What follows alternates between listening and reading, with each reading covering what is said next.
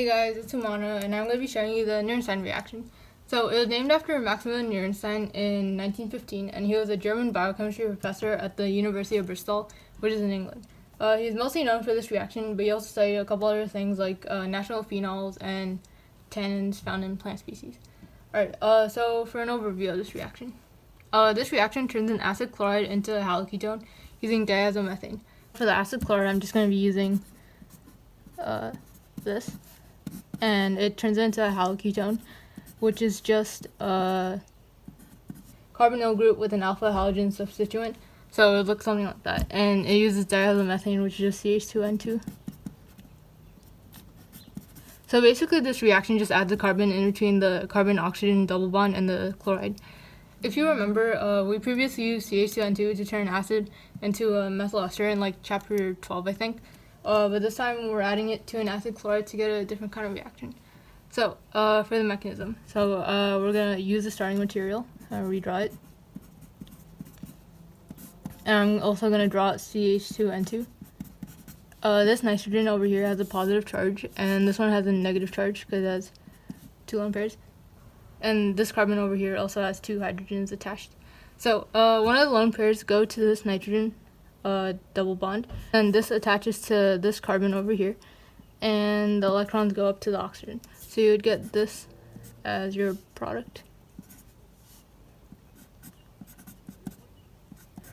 With the positive on this nitrogen and negative on this oxygen. That was a little chloride. So the next step is the electrons actually come back down and the chloride leaves. And then you get this product with the positive charge still on the nitrogen, and there's a chloride ion, anion. And this chloride anion would attack this carbon right here, and the N2 would actually break off, and you would get the final product. And you would also get N2 as a byproduct. So according to one website that I saw the mechanism on, you could actually combine these 2 steps into one step. So I'm going to redraw this over here. Positive charge, negative.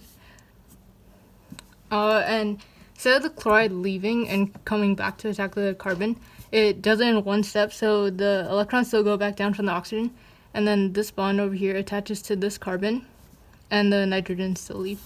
So you would still get the final product, but I guess you could also show it as one step, according to that website.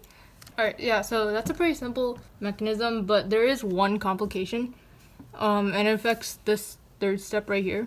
And that is if you have excess CH2N2, which is the reagent. So apparently if there's excess CH2N2, the step wouldn't work, and you would need HCl to finish the reaction to get the normal product. And that's because if there's excess CH2N2, it would act as a base and take away a hydrogen from that carbon right there. And that product would be neutral, and it wouldn't react with the chloride, so you need HCl to like reactivate the reaction to finish it. So I'm going to quickly show you how that works down here.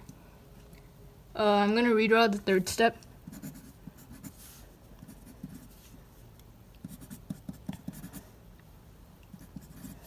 Oh, and there's a hydrogen right here, which will be taken away by the excess nitrogen. CH2N2. Alright, so similar thing happens as above. Lone pair goes to this bond, and this takes away the hydrogen, and the bond actually goes over here, and then the electrons go to the nitrogen. And you would get this as your product. With a positive charge on this nitrogen and a negative charge on this one. So this is actually a neutral diazoketone. And this wouldn't react with the chloride like up above here. So we need HCl to complete the reaction. I'm going to draw that over here. And so for this step, the electrons go back to the double bond from the nitrogen. And this double bond over here takes this hydrogen, and the electrons go to the chloride. So now what we have is the same third step that we had above, like right here is the same thing. So now we could continue with what was supposed to happen, and the chloride anion would attack this carbon, and the nitrogen would break off, the SN2, and you would get the final product with N2 still as a byproduct. Alright guys, so that's about it. The Nierenstein reaction just adds the carbon to this acid chloride using CH2N2. Thank you for watching. Goodbye.